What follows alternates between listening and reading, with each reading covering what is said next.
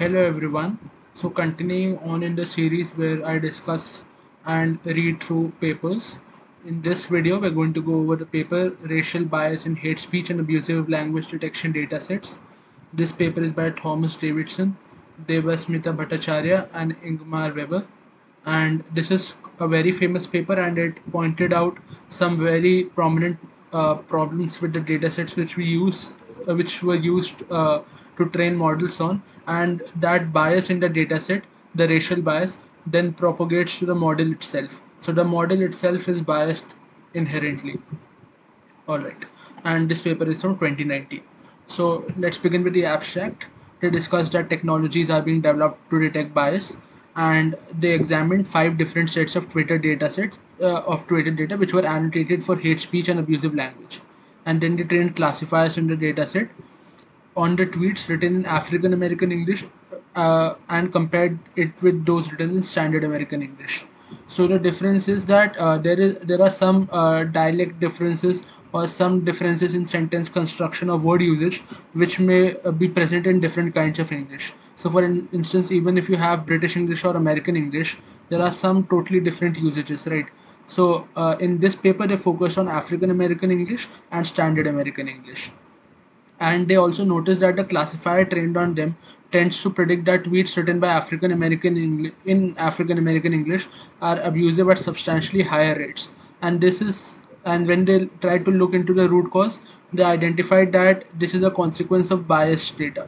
So when you use these models in the real world setting, for instance, if you use this model to delete tweets or moderate on some social media platforms, then that would cause issues because it would be unfair towards one social group.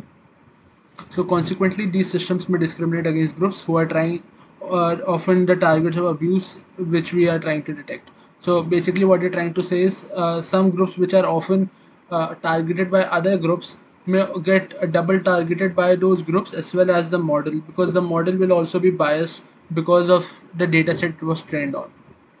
Alright, so this appeared in the proceedings of the third abusive language workshop at the annual meeting for the Association for Computational Linguistics. Alright, so the introduction. Recent works have shown evidence of substantial bias in machine learning systems, and which is due to the training data.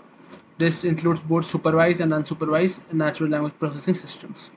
So these are the papers which they refer to, which showed these facts, and these they didn't discuss that how these models are currently being distributed and used in all these social media platforms.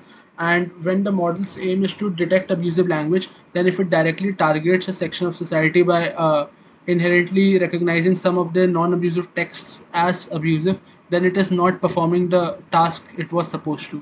It is marginalizing a section of the society, and bias reduces the accuracy, and it means that the model actively discriminates against the same group they are designed to protect, because a large majority of the data is in Standard American English, and the other English variants, for instance, in this data set, they have African American English that is comparatively less in the data set, or maybe the data set has some other problems which they'll discuss later.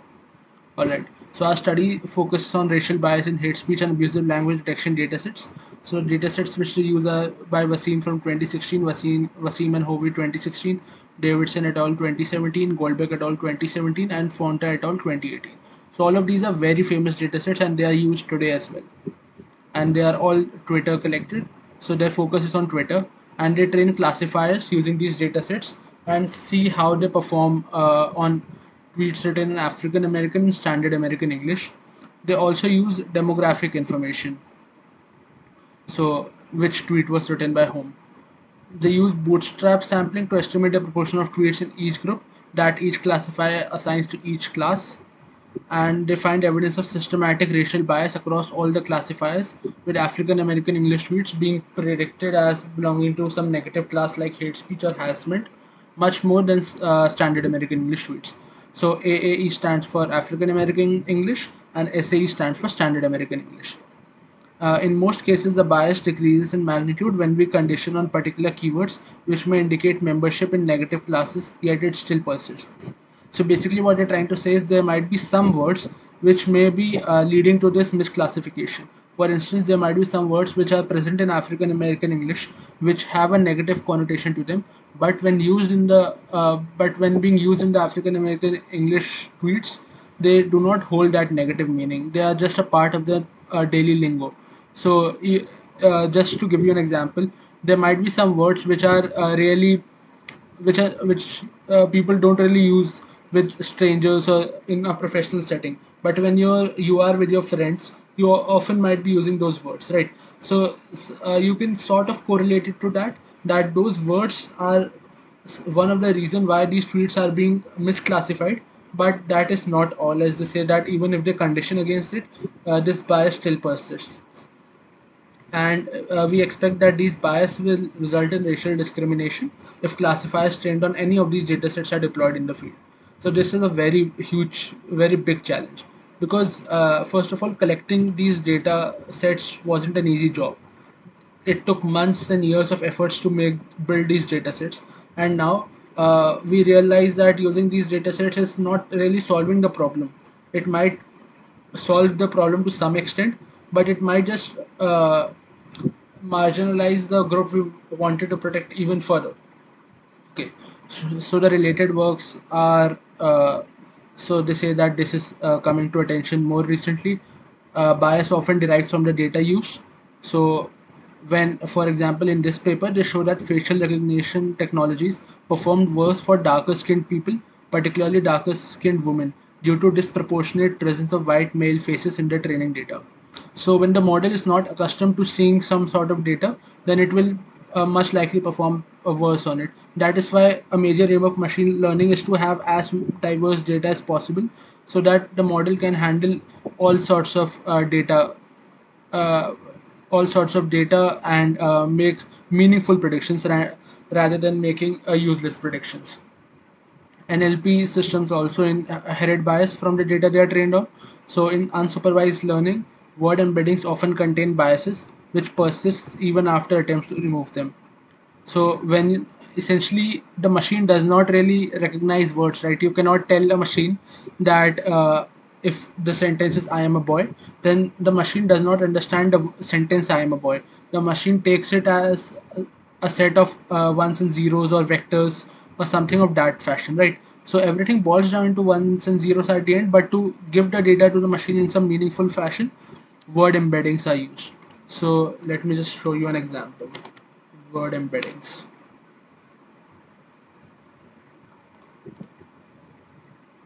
Yep. So these, for instance, the word cat has this word embedding. So this is a vector, and each dimension of the vector gives it some attribute. For instance, the uh, word cat has zero point 0.6 attribute with the dimension which corresponds to a living being, for zero point 0.9 which corresponds to feline, zero point 0.1 which corresponds to human, while point minus zero point 0.7 which corresponds to royalty, and so on. So this is something. These are word embeddings, and word embeddings are usually in much larger dimensions as well. So you can easily find word embeddings in 400, 500 dimensions. So let me just show you an example for that as well, if I can find one. Yeah, so they are in majorly in the range 30 to 50 to 300. Okay, but I think I've seen others as well. So maybe I'm mistaken, or maybe there are other models as well. Okay. There are many examples of bias in supervised learning contexts. For instance, YouTube's captioning models make more errors while transcribing women. So African American English is more likely to be misclassified as non-English by widely used classifiers. So this is even further aggravating the problem. If the model does not even recognize it to be English, then how are we expecting it to do such a complex task of hate speech detection? And numerous gender and racial biases exist in sentiment classification systems. And errors in both co-reference resolution system and occupational classification model reflect gendered occupational patterns. So these are the different domains. These are some of the different domains where they mention that bias present in a dataset propagated to the model. There might be many more as well. So while hate speech and abusive language detection has become an important area of research, uh, not much work is being done to address this bias. So the danger posed by the bias is that it can lead to negative impacts on the same population that the systems are designed to protect. So if there's a section of the population which is more vulnerable to hate speech, but the model is not easily able to recognize their own lingos and language style as English, or even or misclassifies them a lot, then the model is doing the opposite of what it was built to do. So, the example they gave: if we mistakenly consider speech by a targeted minority group as abusive, we might unfairly penalize the victim. But if we fail to identify abuse against them, we will be unable to take action against the perpetrator. So, although no model can be perfect, we should be looking out to avoid this kind of systematically biased models against certain social groups. If the model has, say, some equal bias against all social groups, then it might not be as bad. But when the model is targeting one social group, the one or two social groups, then that is the problem. So a number of studies have shown false positives in these data sets. So while not measuring bias, prior work has explored how annotation schemes and the identity of the annotators might be manipulated to help to avoid bias. So directly measured biases in the Google Perspective API classifier trained on data from the Wikipedia top comments, finding that it tends to give high toxicity scores to innocuous statements like "I am a gay man."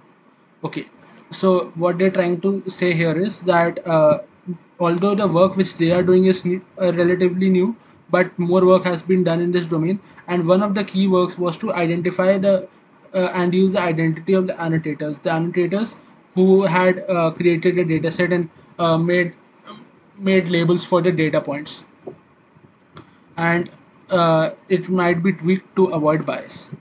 And they give this example of Google Perspective API classifier, which was trained on Wikipedia talk comments. So I'll show you a demo of the same. Wikipedia talk comments. Uh, these are Wikipedia pages where editors discuss improvements, etc. So I'll show you Perspective API as well. So there's a demo on their own website. So let's just use a normal statement first. I am a boy. So this is very less likely to be toxic. So 7.57% is not very toxic. But if someone writes I am gay, this is 40% likely to be toxic because the data set it was trained on is very biased. So you can play around on this website as well, and you can even use their API to build models. So one of the projects which I did use this model to create a Discord bot, which identified hate speech and then tried to convert it into something funny. But at that time, I was not yet so experienced in this domain of NLP, so I didn't really know that there is so much bias in this API itself. Alright. So these are called false positive bias caused by the model overgeneralizing from the training data. So where basically what happened was the word gay was used in might have been used in many places in a negative sense, or it might be used in some connotation which the model identified or recognizes is that this word is bringing the negativity, which it might not be, or even the data set might be skewed, so it did not have good examples or positive examples of the word being used. So they find number of such identity terms are disproportionately represented in the examples labeled as toxic. So Park et al. Built upon this study using templates to study gender differences in performance across two hate speech and abusive language detection datasets, and they find that classifiers trained on these data tend to perform worse when female identity terms used, indicating gender bias in performance. Yeah. So should we try that out as well? Is that there? If someone writes I am a boy, it is 7.57% likely to be toxic. I am a girl is 11.26% likely to be toxic. So not very toxic, because 0% toxicity is like you have to define a threshold, because it does not go below zero, but still it shouldn't really have any difference as compared to I am a boy. So this shows that there's some problem with the data it was trained on. Okay. So in this paper, they use classification models trained on the datasets and compare their prediction for tweets written in language used by whites or African Americans. All right. So research design. So hate speech and abusive language datasets. So they focus on Twitter for collecting data and they describe the different datasets. For instance, they have Wasim and Hovey's dataset from 2016. They collected 130,000 tweets containing one of 17 terms or phrases that they consider to be hateful. Then they annotated a sample of the tweets themselves using guidelines inspired by the CRT critical race theory. And then these annotators were reviewed by a 25-year-old woman studying gender studies and a non-activist feminist to check for bias. This dataset consisted of 16,849 tweets labeled as either racism, sexism, or neither. Most of these tweets categorized as sexist relate to debates over an Australian TV show, and most of them considered racist or anti-Muslim. So this is a description of the dataset. And to account for potential bias in the previous dataset, Wasim in 2016 labeled 2,876 tweets in the dataset, along with a new sample from the tweets originally collected. And the tweets were annotated by feminist and anti-racism activists, based upon the assumption that they are domain experts. Right. So, and a fourth category, racism and sexism, was also added to account for the presence of tweets which had both types of abuse. And that dataset contains 6,909 tweets.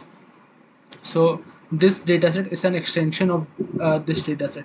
So they had collected 130,000 tweets, but manually annotating such a large quantity is not really possible. So in the final dataset for the Wasim and Hovey paper, they had 16,849 tweets, and in the final dataset for Wasim's 2016 paper, they had 6,909 tweets. Then we have Davidson et al.'s paper from 2017, which collected tweets containing terms from HateBase. So HateBase is a hate speech lexicon, crowdsourced hate speech lexicon that had samples coded by crowd workers located in the United States. So I can show you HateBase as well. HateBase.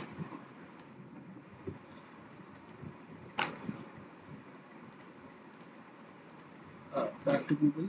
So HateBase is a collaborative regionalized repository of multilingual hate speech, and these are all the terms, and they also have lots of articles, and you can also have a look at the different vocabulary updates that they do from time to time and go through the words. All right. So yep. And to avoid false positives that occurred in prior work, which considered all use of a particular term as hate speech, crowd workers were instructed not to make the decision based upon words, but look at the overall inferred content. So they were not really looking for, okay, word X is present, then this tweet is hateful. No, they were looking for, is the word X used in a hateful context or not. So this did a bit more work as compared to the previous datasets, which were more focused on binary classification. Next, we have Goldbeck et al.'s dataset from 2017, and they selected tweets using 10 keywords and phrases related to anti-black racism, Islamophobia, homophobia, anti-Semitism, and sexism. The authors developed a coding scheme to distinguish between potentially offensive content and serious harassment, such as threat or hate speech. So yeah, I guess this is self-explanatory. So after an initial round of coding where tweets were assigned to a number of different categories, they simplified the analysis to include a binary harassment or non-harassment label, and this dataset contains 20,360 tweets. Then we have Fonta et al.'s data from 2018. They constructed a dataset intended to better approximate a real-world setting where abuse is relatively rare. Okay, so they began with a random sample of tweets. They augmented it uh, by adding tweets containing one or more terms from the hate-based lexicon and that had a negative sentiment. And they criticized prior work for defining labels in an ad hoc manner. And to develop a more comprehensive annotation scheme, they initially labeled a sample of tweets, allowing each tweet to belong to multiple classes. Okay, so they did not want each tweet to have only a single class. And after analyzing the overlap between different classes, they settled on a coding scheme with four distinct classes. So, compared to other papers, their classes were abusive, hateful, spam, and normal. And just give me a second.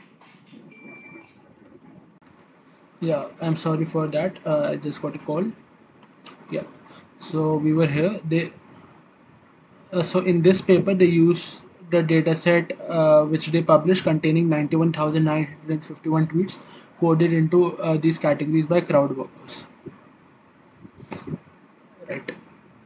So now they have the classifier performance on the different datasets. So for racism, the model has 73% precision, 79% recall, and 76% F1 score. So if you're not familiar with these terms, I'll just briefly take you through them, and just a simple Google search will do the job. So precision in machine learning, and you'll get to see a good visual.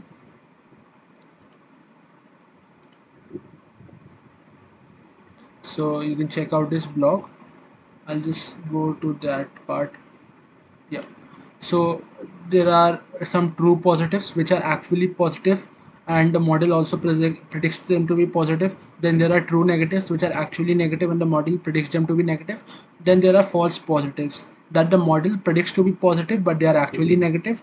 And then there are false negatives which the model predicts to be negative, but they are actually positive. So precision is defined to be the number of true positive divided by the divided by the actual result. So the total number of true positive plus false positive.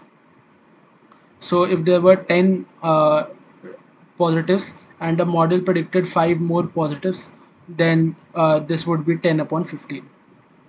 5 false positives, sorry. So and the model predicted 10 true positives and 5 false positives, then this would be 10 over 15.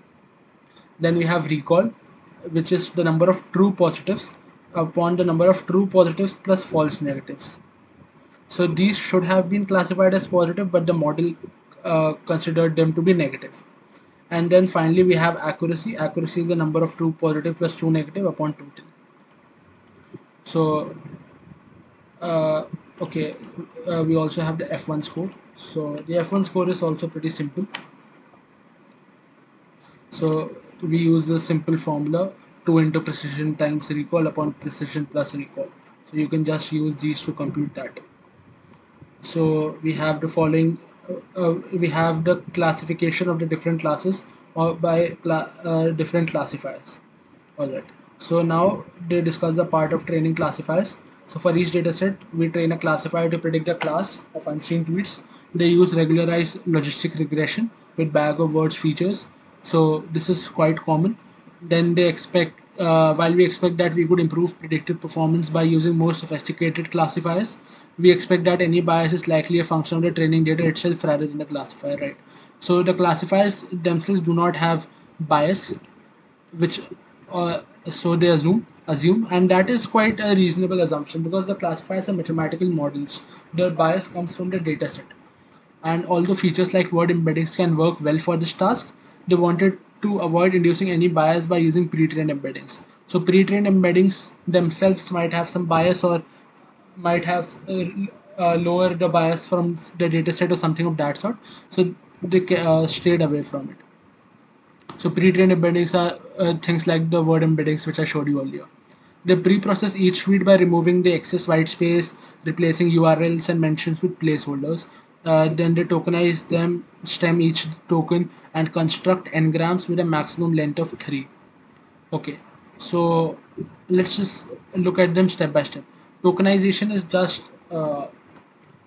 making giving a token to each and every word, because the machine cannot really understand what a sentence is, so it only understands them as individual entities. So the cat sat on the mat is are the tokens constructed from the sentence the cat sat on the mat.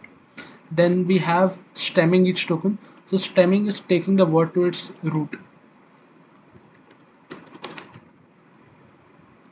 For instance, we have the word natural, then it will be changed to natur, language to language. They're essentially trying to change different words to the same word. So, for instance, changing, changed, and change go to the same CAHANG. Studying, studies, and study goes to study. But these spellings are quite different because the stemmers have some rules. Like, for instance, the Porter stemmer.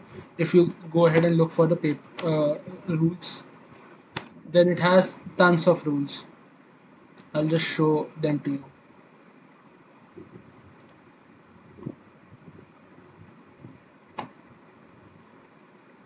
So there are all of these different algorithms. A consonant is treated differently. There are different cases, and it is a huge paper.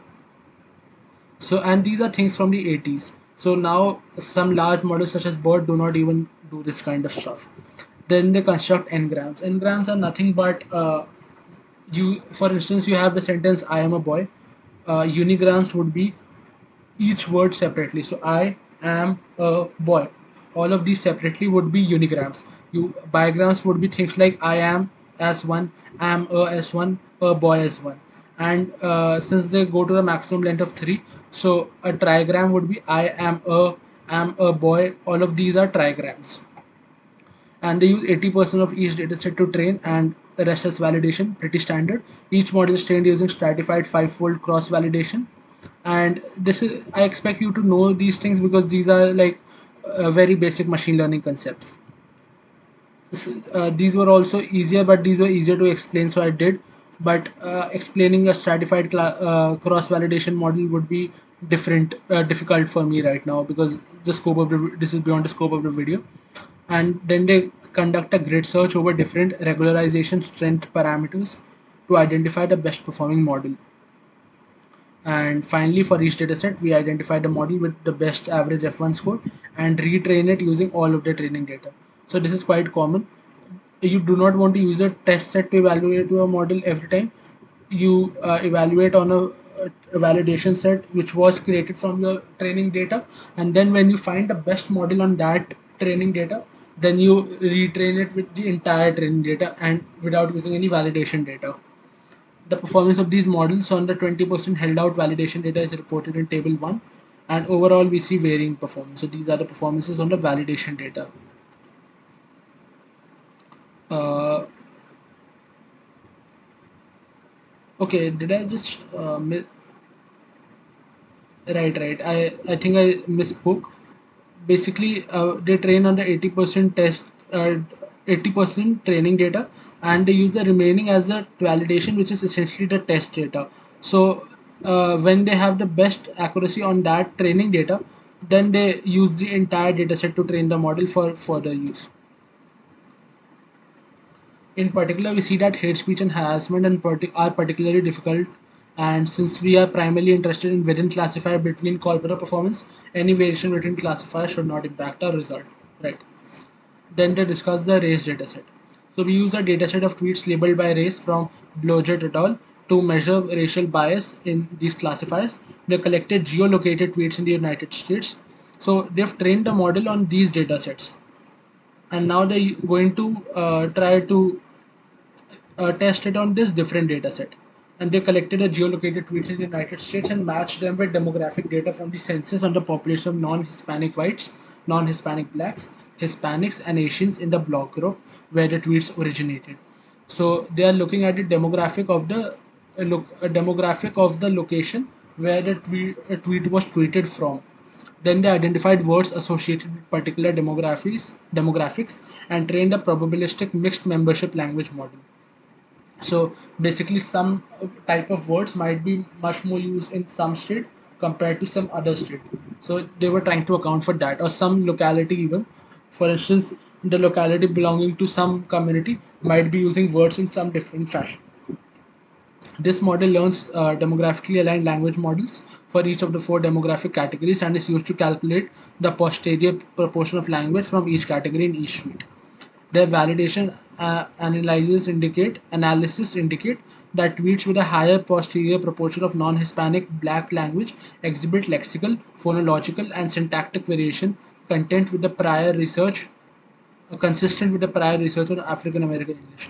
So basically, when they analyze the non-Hispanic black language tweets, then they saw that it was consistent with the other research on African American English, and their publicly available dataset has 59.2 million tweets. Okay. So they define a user as likely non-Hispanic black if the average posterior proportion across all of their tweets for the non-Hispanic black language model is greater than zero point 0.8. So they are classifying the user based on this probability, and less than zero point 0.1 Hispanic and Asian combined. And as non-Hispanic white use the same formula but for their white language model. So pretty self-explanatory, I believe. This allows us to restrict our language to analysis to tweets written by users who predominantly use one of the language models, because people generally do not like switch sides ever so often. They have a way of speaking and writing due to predominant constraints or space constraints. They discard users who predominantly use either the Hispanic or Asian language model because they're more focused on the other African American English and Standard American English analysis. And this results in a set of 1.1 million tweets written by people who generally use non-Hispanic black language, and 14.5 million tweets written by users who tend to use non-Hispanic white language. Following the paper by Blodgett and O'Connor from 2017, they call these datasets black aligned and white aligned tweets. And the fact that they contain language associated with entire demographic category, but which may not all be produced by members of these categories, we now describe how we use these data in our experiment. So basically, what they're trying to say is these languages, these the way of speaking, so the way of writing in those tweets seems to resemble certain social groups, namely the white aligned and the black aligned tweets seem to reflect African American and Standard American English, but the people who are tweeting be the might not belong to that social group itself. It might just be that some person living in that locality or that community uses that uh, way of writing. Okay, so also if I make some mistake, or if I like use some word which I shouldn't, then please, I'd like to apologize for that. Apologize for that in advance. That is not at all my intention. I'm treading very carefully as well. So the experiments, we examine whether the probability that a tweet is predicted to belong to a particular class varies in relation to the racial alignment of the language it uses. So the null hypothesis of no racial bias is that the probability a tweet will belong to a negative class is independent of the racial group the tweet's author is a member of. Okay, so let's just break this down sentence by sentence because this part is very important. So now they are trying to examine whether the probability that a tweet is predicted to belong to a particular class varies in relation to the racial alignment of the language it uses. So what they're trying to say is if a tweet uses a language which belongs to a particular race, then is it more likely to be predicted in that racial class? Yes or no? That is the simple question. uh, they are trying to see that variance, how it varies. So the null hypothesis of no racial bias is that the probability a tweet will belong to a negative class is independent of the racial group that tweet's author is a member of. So the two classes they have is negative and positive. So is that they're trying to see is a tweet written by in African American English more likely to be negative, or is a tweet written in standard American English more likely to be negative, or is there nothing of this sort? Both are equally likely. So formally for class CI, where CI is 1 denotes membership in the class and CI equals to 0 denotes the opposite. So we aim to test the hypothesis, the probability that the class is 1 given black, and the probability that the class is 1 given white. So both of them should be equal ideally.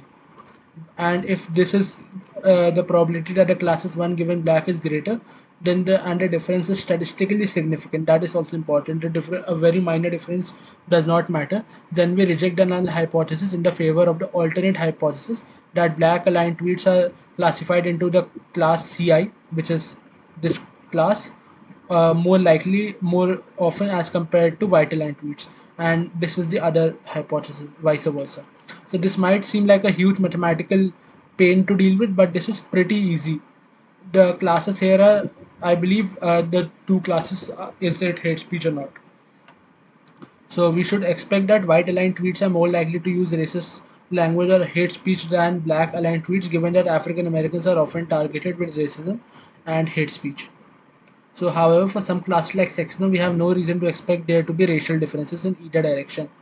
I guess this makes sense. This is something which is which is about the uh, US demographics. So I'm not really sure about how all of this works, but this is the entire aim of the paper, to help out marginalized groups, and so that uh, they are not targeted systematically by the model.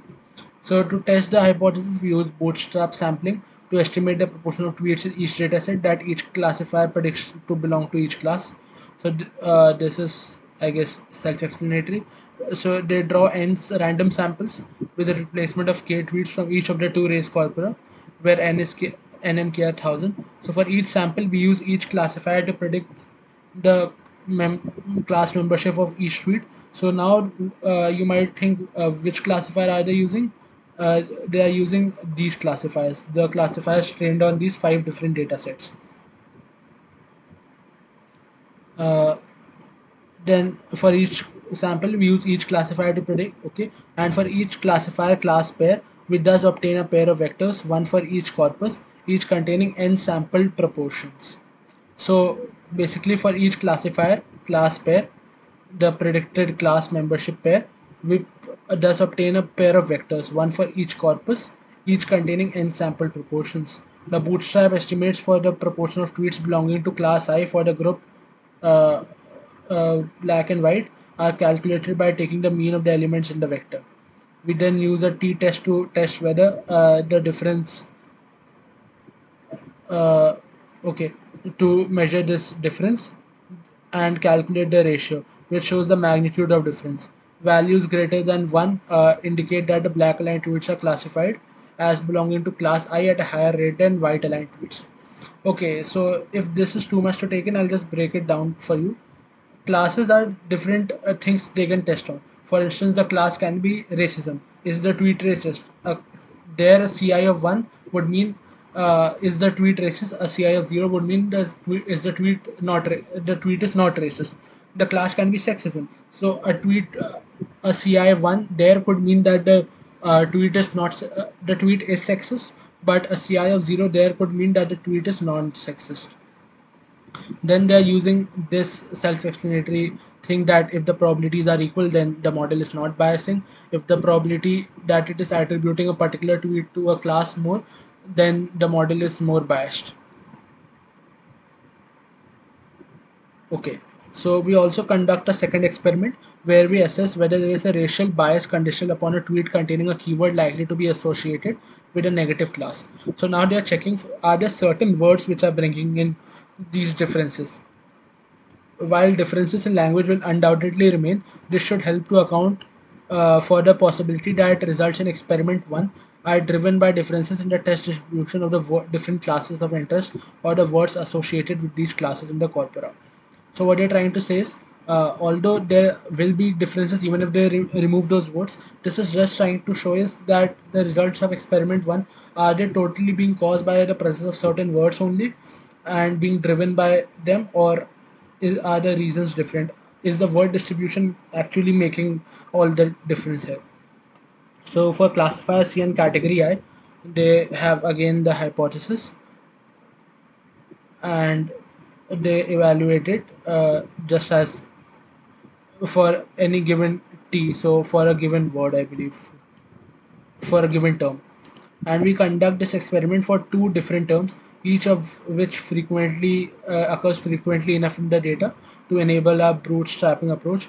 They select the N word since it is particularly prevalent source of false positives for hate speech detection. So in this case, we expect that tweets containing the word should be classified as more negative when used by whites. And the alternative is that it would be classified more often if used by blacks. So, which would indicate that black aligned tweets containing the term are penalized at a higher rate than comparable white aligned tweets. They also use the B word, which is widely used as a sexist term, which is often also used casually, but we have no theoretical reason to expect there to be a racial difference in its usage.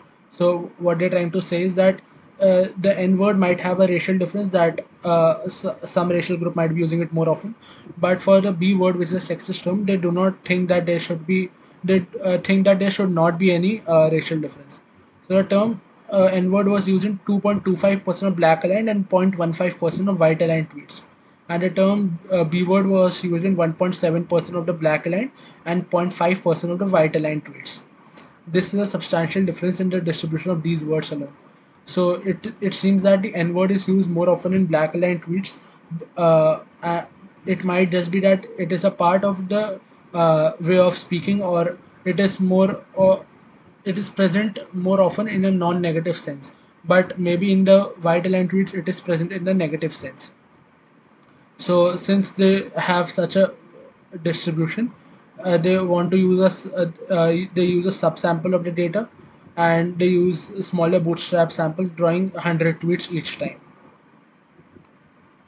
And now we have the results, right? So result of experiment 1 are shown in table 2. Um, yeah, this is table 2. So this shows that we focus on negative classes, so other classes have been omitted, and this shows a statistically significant difference of it. So we observe substantial racial disparities in the performance on all classifiers. So you can see that there is a substantial difference in all of the classifiers. Then in all but one of the comparisons, there are statistically significant, and in all but one, we see that tweets in the black aligned corpora are assigned negative labels more frequently than those by whites. The only case where black aligned tweets are classified into negative class less frequently than white aligned tweets is the racism in the Wasim and Hovey classifier. However, the extremely low rate at which tweets are predicted to belong to this class for both groups. On the other hand, the classifier is 1.7 times more likely to classify tweets in the black aligned corpus as sexist. So for Wasim 2016, we see that there is no significant difference in the estimated rates in which tweets are classified as racist across groups, although the rates remain low. So this is the Wasim 2016 data, and these rates are much lower compared to the other uh, data sets. Also, tweets in the black aligned corpus are classified as containing sexism almost twice as frequently and 1.1 times as frequently classified as those containing racism and sexism compared to those in the white aligned corpus. So we can see there's some systematic bias. In the 2017 Davidson dataset, they find large disparities with around 5% of tweets in the black aligned corpus classified as hate speech compared to 2% of those in the white aligned set. So there's again a difference. So there's a 3% difference. Similarly, 17% of black aligned tweets are predicted to contain offensive language compared to 6.5% of white aligned tweets. So this is an 11.5% difference. That is a staggering difference. The classifier trained on the Goldbeck et al. 2017 dataset predicts black aligned tweets to be harassment 1.4 times as frequently as white aligned tweets. So can see a pattern clearly, except for that one dataset where the values were too low. In all of them, there is a very high difference, and so you can just read all of these things. For experiment 2, the results are consistent with the previous results, although there are notable differences. Okay, some notable differences. So in most cases, the racial disparities persist, although they are generally smaller in magnitude. So removing some, doing some augmentations can change, sort of bring down this racial disparity. So the tweets containing N-word classified on Wasim and Wasim 2016 are both predict black line tweet to be instances of sexism. Uh, Huh. Okay, so I think I missed a sentence. So in most cases, the racial disparities persist, although they are generally smaller in magnitude, and in some cases, the direction even changes. So table 3 shows that tweets containing the N-word for the classifier trained on Wasim and Hogan Wasim 2016 are both predicting black aligned tweets to be instances of sexism approximately 1.5 times as often. For a classified trade on Datasets and et al. Data, it is significantly less likely to classify black aligned tweets as hate speech, although it is more likely to classify them as offensive. And for Goldbeck's dataset, it classifies them as harassment at a higher rate. And for Fonda et al.'s dataset, they classify are slightly less frequent compared to hate speech, but are more frequently classified as abusive. So you can have a look at the different things, the different predictions here.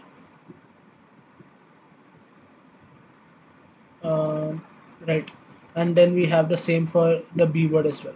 So when they train on the B word, they also got the results, and you can just read through it. This is getting repetitive, but I just wanted to give you an idea of how to understand the paper and the results. So the discussion following this, our results demonstrate consistent, systematic, and substantial bias. In almost every case, black aligned tweets are classified as sexism, hate speech, and harassment, and abuse at higher rates than white aligned tweets.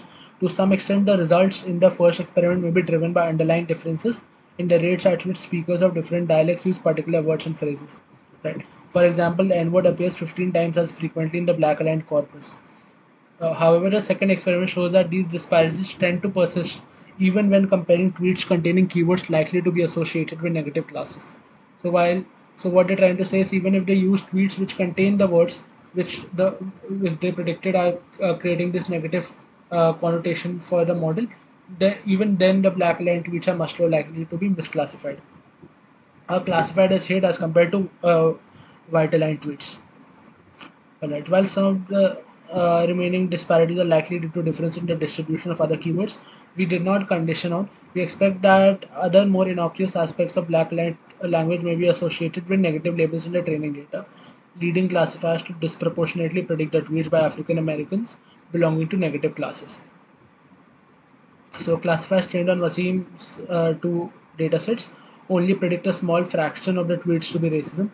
We suspect that this is due to composition of the data, since the majority of the racist training examples consist of anti-Muslim rather than anti-black. Also, the N-words appear in 4 and 10 tweets respectively. Looking at the sexism class on the other hand, we see that both models were consistently classifying tweets in the black aligned corpus as sexism at a substantially higher rate than those in white aligned corpus. Given that this result and the gender bias identified in the data by Park et al., it is apparent that the purported expert annotators were. It is not apparent that the purportedly expert annotators were any less biased than amateur annotators. So this just shows that there might have been a bias crept in due to the annotators only.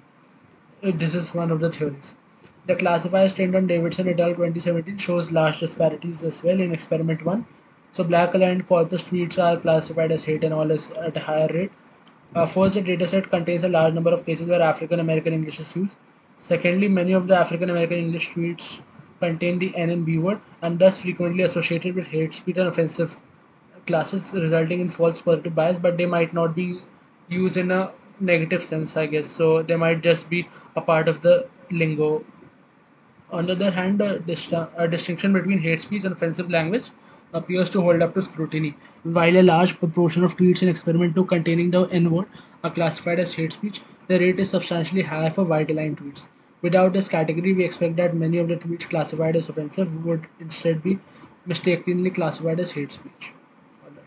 For Goldberg et al.'s dataset, they find that black line dataset were much more likely to be classified as harassment. For Fonte et al.'s dataset, I'd also recommend you go read all of this stuff on your own because I'm just now breezing through it. Uh, in experiment 1, the classifier had the second highest rate of racial disparity, and in experiment 2, the classifier is slightly less likely to classify black aligned tweets containing the N word as hate speech, but is 2.7 times more likely to predict that black aligned tweets use the B word, using the B word belong to this category. So you can see that there is a systematic bias. Alright, so for the conclusion, our study is the first to measure racial bias and they found evidence of the same, and this will penalize as we've discussed above. So we expect that some bias emerge at the point of data collection. Some studies sample tweets using small ad hoc sets of keywords, an approach demonstrated to produce poor results. Others say that large crowdsourced dictionaries, which tend to include many irrelevant terms, result in higher rates of false positives. In both cases, by using keywords to identify relevant tweets, they get non-representative samples of the training data, and this may over or underrepresent certain communities. In particular, we need to consider whether the linguistic markers we use are used by the can be associated by a large section of the members. So for in the Davidson dataset, they started with thousands of terms from the speech lexicon, and African American is overrepresented in that hate-based lexicon.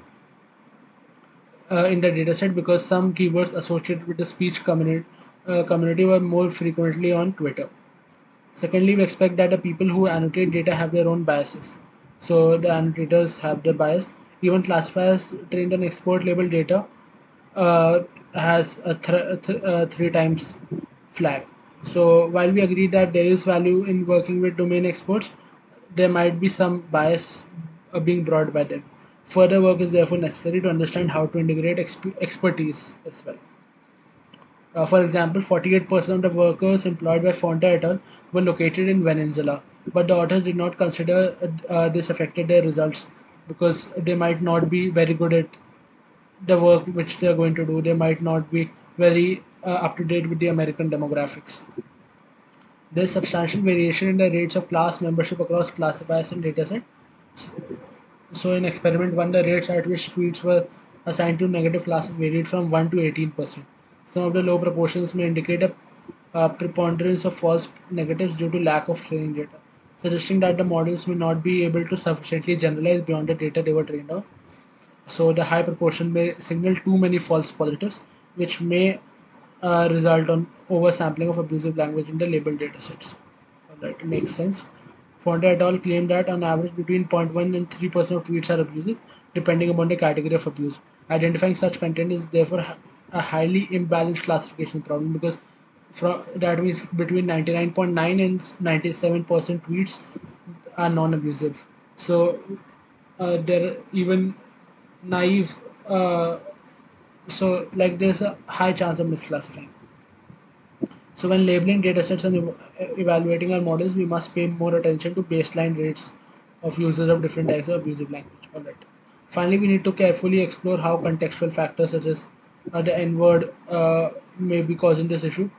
So it exhibits polysemy, as it can be extremely racist or quotidian depending on the speaker, the context, and the spelling. While the history of the word and its usage is too complex to be summarized, uh, it is generally considered to be racist epithet associated with white supremacy.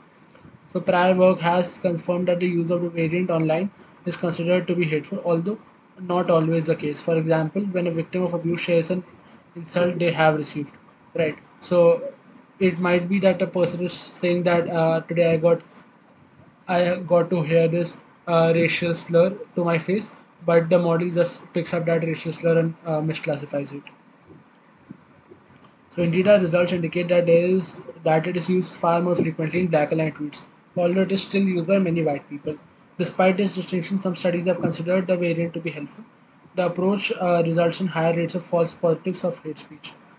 So Davidson et al. Included a class for offensive language which does not appear to be hateful and let annotators decide which class tweets belong to based upon their interpretation of the context. So this should have boosted results. Wasim et al. Criticized this decision, claiming that it is problematic to ever consider a word to be offensive due to its widespread use among African American speakers. This critique appears to be reasonable in the sense that we should not penalize African Americans for using the word, but they avoids grappling with how to act when the word is used by other speakers and in other contexts. So what should be done if it is used by white users? So a one-size-fits-all context-independent approach to defining and detecting abusive language is clearly inappropriate. We need to have different norms and tailor-made models for different communities. However, there's no consensus in the field on how to do anything of this fashion. And they've also discussed the limitation. For instance, the Blodgett et al. Dataset, although the best one, does not have the ground truth label for racial identity of the author. And by filtering on users who predominantly use one type of language, we also may use misusers who frequently switch between the two. Second, although we can roughly approximate experiment 2, we cannot rule out the possibility that results rather than evidence of bias are a function of different distributions. So there is a hugely different distribution of words in the different datasets. So it might not be the bias which is causing these differences in the classification, but the word distribution as well. It is possible that words associated with negative categories in our abusive language dataset are also used to predict race, potentially contributing to the observed disparities. To more thoroughly investigate the issue and therefore require ground tables for abuse and race. Third, the results may vary for different classifiers or feature sets. It is possible that more sophisticated modeling approaches could enable uh, removing the bias or lowering it, although they could also exacerbate it. So it could go either ways. And fourth, we did not interpret the results of the classifier to determine why is didn't made particular predictions. So that could be further work. So further work is needed to identify what features of African American English the classifiers are learning to associate with negative classes. So that would help solve the problem about is it a word distribution or particular words or the skewness of the dataset? What is making all of this go wrong? Finally, this study has only focused on one dimension of racial bias. Further work is necessary to assess the degree to investigate the extent to which data and models are biased against people belonging to other categories as well. So there is racism against Asian people, racism against, say, people from Europe or other parts of the world. Acknowledgement Day, thanks to Jonathan Chang, Emily Parker, Ben Roche, and the four anonymous reviewers for their comments and suggestions. We also thank the authors of the dataset used for making the data available, particularly Surin Blodgett, Antogia Fonta, Jennifer Goldberg, and Zira Wasim, who diligently responded to our queries. Okay, so overall, this was a great paper, and this is a good starter paper because it is not too match intensive, and I hope I did a good job because explaining it. If not, if you have any doubts in any part, you can just write down in the comment section, and I'll try my best to respond.